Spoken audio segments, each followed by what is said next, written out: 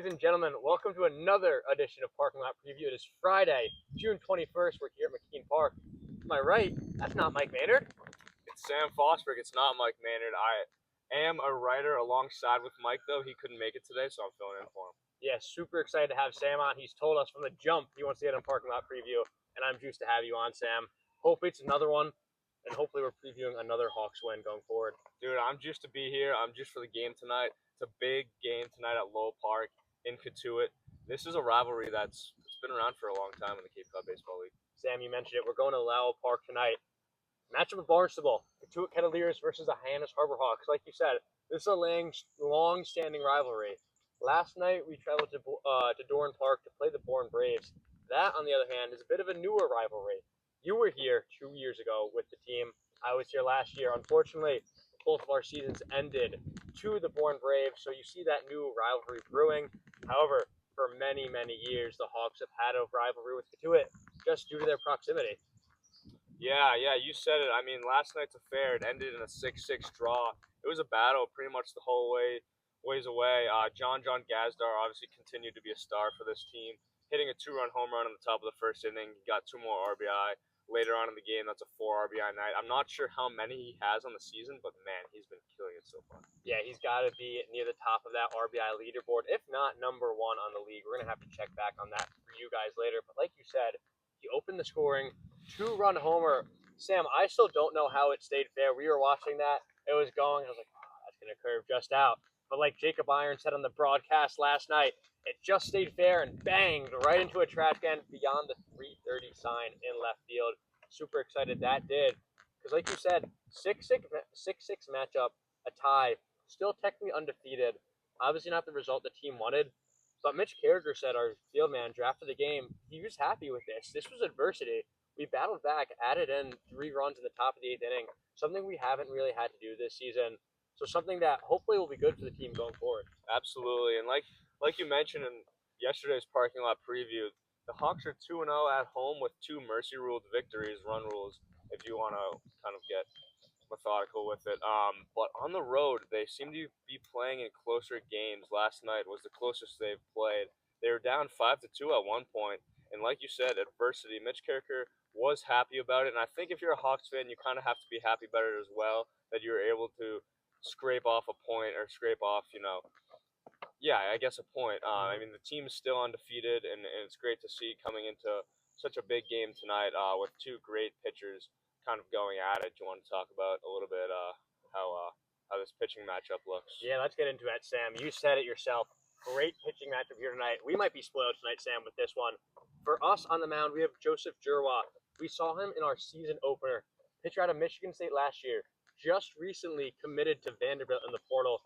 Vanderbilt, great SEC program for baseball. In his first Cape start, he was phenomenal.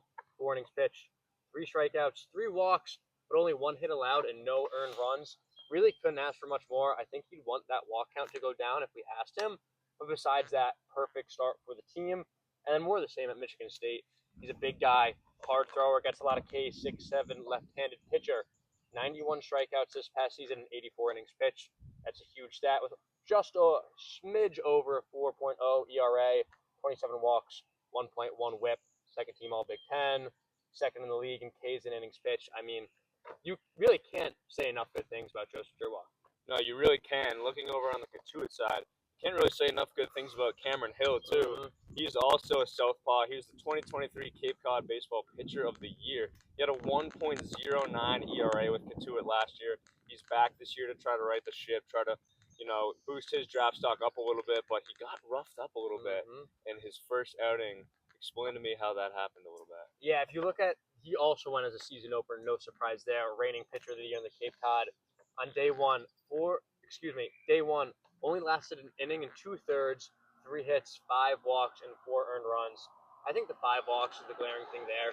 When we look at his stats at Georgia Tech, he only walked 19 batters over 34 innings pitched. Obviously, the disparity from his college stats to his first game on the Cape are glaring. I think he just knows he needs to rein himself in a little bit. He's going to attack the zone against these Hyannis hitters. And quite frankly, I expect him to have a better start. Reigning pitcher of the year. I got to watch him play last year at Lowell Park, and there's a reason he earned himself that award. great pitcher in the college ranks as well. We're spoiled with this matchup, Sam. We really are, and I think a few things to look out for today is Cameron Hill is from Georgia Tech, so to lead off this game, it's probably going to be Parker Brocious, who's also another Georgia Tech guy. Should be a fun matchup to see that, but also from a pitching side of things, while we're on it, I think you're going to try to look for both of these guys to establish the strikes early. Giroux with 3 walks in his first start, Hill, like you said, with 5 walks in his first start. Giroux is able to be successful, a lot more successful than Hill at least. But look for both of these guys to try to establish the strike zone early, pound the zone. And I'm really excited to see Parker Brocious face off against his teammate because he's been swinging the bat really well. He's been getting on base. He's Mitch Carricker's leadoff guy. He's really comfortable in that leadoff spot. So I'm just really excited for this game to get going. Definitely. And Sam, it can go both ways. We can say, hey, Parker, he's seen him pitch before. He knows what he's got. But I bet Cameron's over there at Lyle Park right now stretching and saying, yeah, I face him every day. I know what his weakness is, and I'm going to throw those pitches at him. Absolutely. So we'll see who gets that matchup early. We expect Parker Brocious to be our leadoff man again. Like you said, he has been every single game. So, hey, hopefully that first at-bat goes our way. But if not, I'm sure Parker has some tricks up his sleeve later in the game. Speaking of Parker Brocious, mainstay in the lineup, great player. We have to pick a player of the game, Sam. And like I say every parking lot preview, due to this 4-0-1 start, this team's phenomenal. Hitting 1 through 9, pitching excellently on the bump. It's a brutal choice out there. It really is. Any given day, you think someone else could kind of take the baton, and that's what has made this team so dangerous because you can't. Mitch Carricker and company, they're not just relying on 1-2 guys in the lineup. It's 1 through 9 who are really just making a huge impact day in and day out. So who you got? Yeah, I'll give you guys my prediction. We mentioned Parker Brocious, number 1 in the lineup.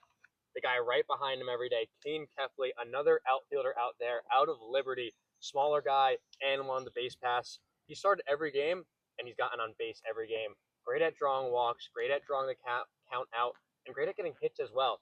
Last night, you mentioned it, we were down 5-3.